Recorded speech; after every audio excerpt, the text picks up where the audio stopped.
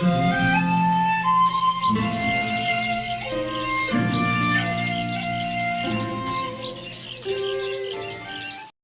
The lord. ఎలా ఉన్నారు? అందరూ బాగున్నారా? ప్రభు పేరిట అందరికి శుభాలు ప్రకటిస్తూ ఉన్నాను. ఈరోజు దేవుడు మనకు అనుగ్రహించిన వాక్య భాగాన్ని చూద్దాం. యెషయా గ్రంథం 41వ అధ్యాయము 10వ వచనము. నీకు తోడై ఉన్నాను, భయపడకుము, నేను నీ దేవుడనై ఉన్నాను. ప్రభు ఈరోజు వాక్యం ద్వారా సెలవిస్తున్న విషయం ఏంటి? ప్రభు మనకి తోడై ఉన్నారు. భయపడకుము, నీకు నేను దేవుడైనై ఉన్నాను.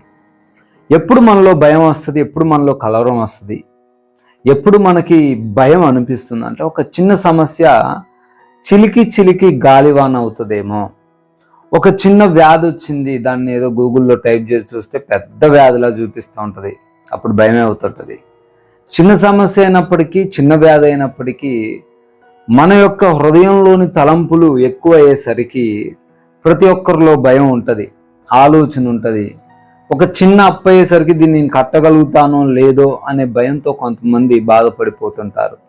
ఆ భయానికి కారణం అపవాది కొన్నిసార్లు మనలో భయాన్ని నింపుతూ ఉంటాడు. అయితే ప్రభు ఈరోజు సెలవిస్తున్న విషయం ఏంటంటే, భయపడకండి. దేని గురించి నువ్వు భయపడుతున్నావు? నీ ఉద్యోగంలో సమస్యను బట్టి భయపడుతున్నావా? నీ అప్పును బట్టి నువ్వు భయపడుతున్నావా? లేదా నీకు వచ్చిన చిన్న అనారోగ్యాన్ని బట్టి భయపడుతున్నావా? నువ్వేం కంగారు పడకు, భయపడకు అని దేవుడు చెప్తున్నాడు ఈరోజు నీతోనే. భయపడకు, దేన్ని బట్టి కూడా దిగులు చెందకు. ఎందుకు అంటే ఆయన ఇంకొక మాట అక్కడ చెప్తూ ఉన్నాడు, నేను నీకు తోడై ఉన్నాను.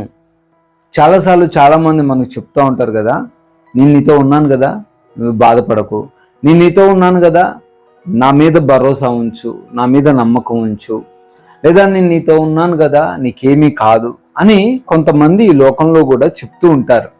అయితే ఆ చెప్పిన వాళ్ళంతా ఎవరు అంటే వాళ్ళు కూడా మనుషులే, వారు కూడా సాధారణమైనటువంటి మానవులే. ఒక అధికారైనా కావచ్చు, ఒక ఉద్యోగస్తుడైనా కావచ్చు, షూరిటీ ఉన్నటువంటి వ్యక్తి అయినా ఎవరైనా కావచ్చు, వాళ్ళందరూ కూడా మనుషులే. కానీ దేవుడు ఇక్కడ స్పెషల్గా చెప్తున్న విషయం ఏంటంటే, నేను నీకు తోడై ఉన్నాను, నేను నీ దేవుడని అంటున్నాడు. హల్లెలూయా. ఈ యొక్క ఆగస్టు మాసం అంతా కూడా కాపాడిన దేవుడు ఈరోజు మాట్లాడుతూ ఉన్నాడు. ఆగస్టులో చివరి 31వ తారీఖున రోజున ప్రభు సెలవిస్తూ ఉన్నారు, నేను నీకు తోడై ఉన్నాను. ఎన్ని రోజులు తోడై ఉన్న రీతిగానే ఇక మీదట కూడా తోడై ఉంటాను. నేను ఎవరిని సాధారణమైన మనిషిని కాదు, సాధారణమైన వ్యక్తిని కాదు, ఒక అధికారిని అంతకంటే కాదు, ఒక రాజుని అంతకంటే కాదు, నేను సర్వసృష్టిని సృజించినటువంటి దేవుణ్ణి నీకు నేను తోడై ఉన్నాను. నీకు రక్షణగా ఉంటాను, నిన్ను కాపాడుతాను, నీకు ఆరోగ్యాన్ని ఇస్తాను, నీకు బలాన్ని ఇస్తాను, నీ కుటుంబంలో సమస్యలు పోగొడతాను. దేవుడు ఈరోజు మనకి తోడై ఉండేది. దేవుడు ఈరోజు నీకు తోడై ఉంటానంటున్నాడు, నీకు రక్షణగా ఉంటానంటున్నాడు.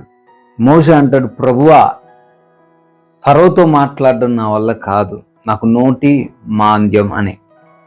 కానీ దేవుడు అంటున్నాడు, మోషే నువ్వు బాధపడకు, భయపడకు, నేను నీకు తోడై ఉన్నాను, ఐఎమ్ విత్ యూ. ఒకవేళ మనుషుడు ఆ మాట చెప్పుంటే ఫరో ఒక్క ఇంటి ముందుకు కూడా మోషే వెళ్ళేవాడు కాదు. ఫరోతో మాట్లాడడం ప్రక్కన పెడితే ఫరోతో కనీసం కలవడానికి కూడా అవకాశం బహుశా మోషేకు ఉండేది కాదేమో. కానీ ఇక్కడ మోషే లోపలికి వెళ్ళి మాట్లాడగలిగే స్థాయి వచ్చిందంటే, అద్భుతాలు చేయగలిగిన స్థాయి మోషేకి కలిగిందంటే దానికి కారణం మోషేకి దేవుడు తోడై ఉన్నాడు. ఈరోజు దేవుడు నీకు కూడా తోడై ఉంటాడు. నీ సమస్యల నుంచి విడిపించడానికి ఆయన నీకు తోడై ఉంటాడు. నీకున్న బలహీనత నుంచి నిన్ను విడిపించడానికి ఆయన నీకు తోడై ఉన్నాడు. భయపడకు. దేన్ని బట్టి భయపడుతున్నావు? దేన్ని బట్టి కలవరపడుతున్నావు? ఉద్యోగంలో సమస్యలా, లేదా కుటుంబంలో గొడవలా, గజిబిజి, వ్యసనం బట్టి నీ భర్త లేదా నీ కుమారులు పాడైపోయిన స్థితిలో ఉన్నారా? నువ్వు అనుకుంటున్న జాబ్ రావట్లేదా? భయపడకు, నీకు దేవుడు తోడై ఉన్నాడు. ఆయన నీకు రక్షణగా ఉన్నాడు. నీకు ప్రతి విషయంలో సహాయం చేయడానికి ఆయన సిద్ధంగా ఉన్నాడు. కనుక ధైర్యం కలిగి, నిబ్బరం కలిగి ఈరోజు జీవించు. ప్రార్థించుకుందాం. పరిశుద్ధుడా స్తోత్రాలు, సర్వోన్నతుడ వందనాలయ్యా. అవునయ్యా, ఈరోజు వాక్యం ద్వారా సెలవిచ్చారు, మీరు మా అందరికీ తోడై ఉంటారని. అయ్యా నీవు నరమాత్రుడు కాదు దేవుడవని మా జ్ఞాపకం చేస్తున్నారు. ఈ రోజున ప్రతి బిడ్డకు మీరు తోడై ఉండండి. వారికి ఉన్న బలహీనతలు, వ్యాధి బాధలు, సమస్యలు, అప్పులు, ఆర్థిక ఇబ్బందులు, అయ్యా శోధనలన్నిటి నుంచి కూడా వారిని విడిపించండి ప్రభువా. ఈ రోజున చేస్తున్న ప్రయాణాల్లో, పనుల్లో, ప్రయత్నాలలో కూడా మీ సహాయము దయచేయమని యేసుక్రీస్తు వారి నామంలో ప్రార్థన అడిగి వేడుకుంటున్నాం తండ్రి. Amen. May God bless you all. దేవుడు మిమ్మల్ని దీవించును గాక.